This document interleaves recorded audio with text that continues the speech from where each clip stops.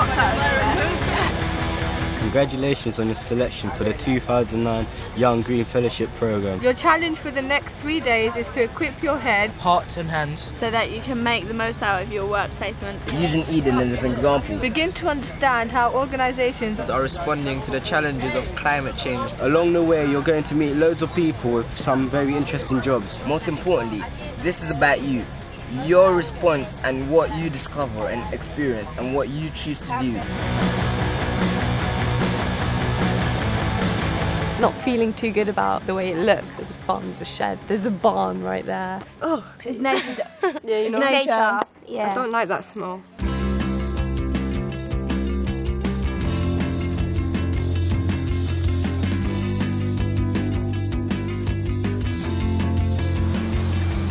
We were told that everything we use these days, clothes, the food we eat, when we drive our cars, the petrol, everything we use comes from the nature and the rainforest.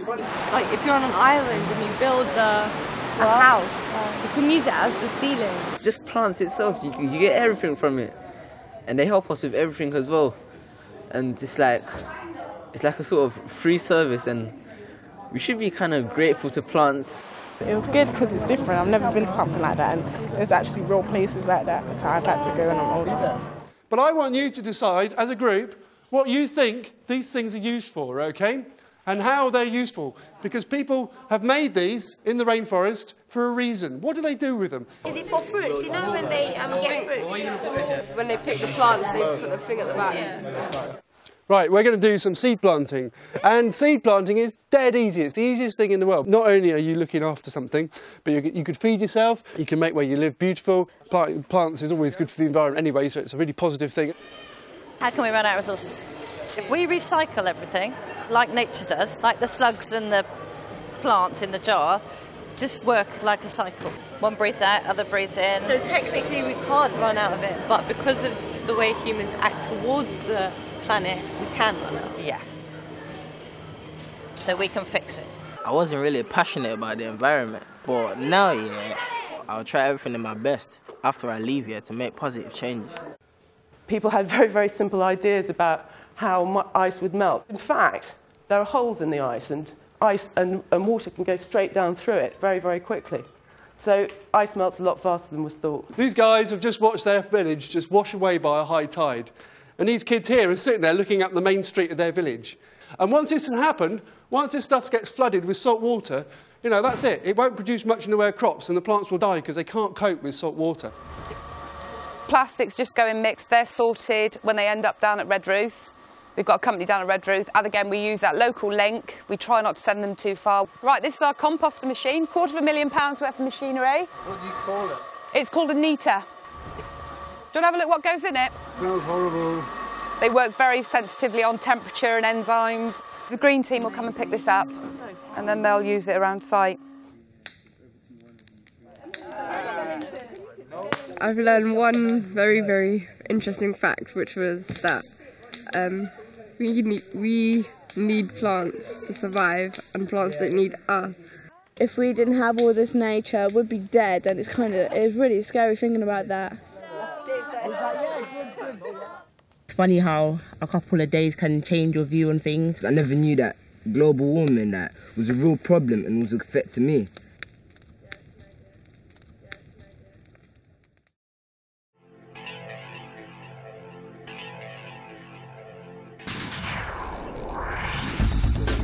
Engine design had focused on getting a jet engine to work. They hadn't really thought too much about how much fuel they were burning. But somebody noticed that it's actually a lot more efficient. Instead of taking this relatively small amount of air that comes in here and throwing it back really fast, you get the same amount of thrust if you took a lot more air but only threw it back a little bit. And in terms of a fuel burn, that saves you 30% in fuel burn. We need fresh ideas. We need new talent going forward. Innovation is at the heart of everything that we do. Research and development is a continuous activity that actually enables us to make our product clean and as efficient as possible. I only thought they did engines and that's it, but their funding a lot of money into research about renewable energy. At EDF Energy, they've learnt a huge amount about business and how business is responding to climate change. For us, this is a huge issue. It's a critical issue. It's about survival. Energy display devices. You can actually start to calculate how much money you're spending at any one time. A stepping stone to getting to smart metering. Why are they actually coming out in a couple of years? Why can't they just be brought out as soon as they can? We're working with lots of partners to make sure we get the technology right, because you don't want to jump ahead with the wrong sort of technology. Going into a business, it has made me realise how complicated everything is, because EDF is a business and they can't say, oh, we're going to use renewable energy because it's kind of expensive, and then they do to customers. They're the combustion chambers, that's where the gas is mixed with the compressed air. So while the teenagers have been with us, they've been looking at energy efficiency across our 2,500 stores. They've been looking at how we run our combined heat and power energy centre, and talking to the teams there about how we can reduce our carbon footprint. On the back of every boiler turbine, there is an emissions monitoring station. I just saw Boots as a normal shop, like as one normal retailer. But I mean, now that I've come down here and I've seen what they're all about, and it's made me realise making a profit and be green at the same time is really tough. And I don't think most retailers out there can do that. But from the Boots point of view, it's amazing.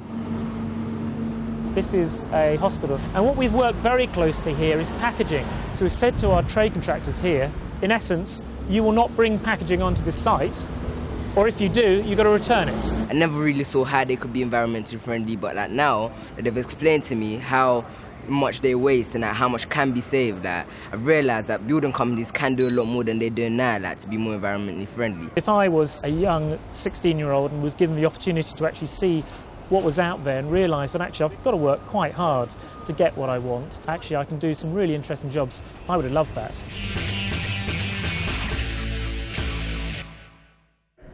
Well, tonight, talking to friends, family and guests, telling them about Eden, how did we work in Eden, then in our companies, what did we learn? The way we thought about the environment, like how fragile it is and how we can help it, changed our ideas about it totally. There are actually just 5 plants that provide us with 80% calories that gives us the energy to survive as human beings. The planet that we're on now, that we're all like breathing, eating and sleeping on and living on, does not need us one bit. Like, after global warming's all done and said, like, it only affects humans because like we're the ones that are really losing out from it. I was with a lady called Jo. She gave us a lecture and told us, I know it's a little thing, but like plants have little turbines in them. That just told me how little that I knew and how naive I was not to even care about something I don't even know about. But then once I left Eden Project, I was so full of energy. I was thinking I could change everything, like everything. I could just make it perfect. What are EDF actually trying to do to become more sustainable and more eco-friendly, if you want to say? When we were at West Burton, Paul, who was our guide for the day, he told us that they're trying to do things like improve turbine efficiency, trying to mix biomass with coal. I mean, Boots are all about retailing, selling health and beauty products. I don't think any of you would ever thought that Boots are trying to make a change for the climate, but they actually are. And that part of Boots is all about reducing their carbon footprint. On our second day of Skanska, on our work experience, we went to Bristol to a school called Brislington that Skanska built. You can turn the lights on, but then when you do, they set off infrared motion sensor detectors that like sense heat like from our body. So when we are in here, the lights are on, but once everyone's left out the room, after 10 minutes, the lights will automatically switch off.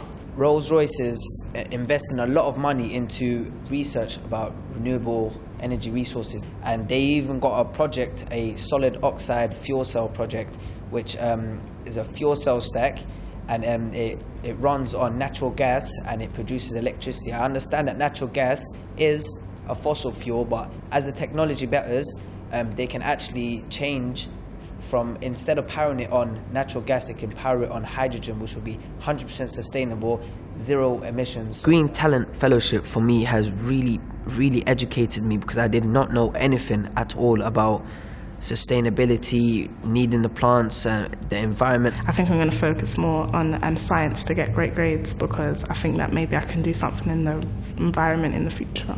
I really have the really high target of us actually working together and making this work.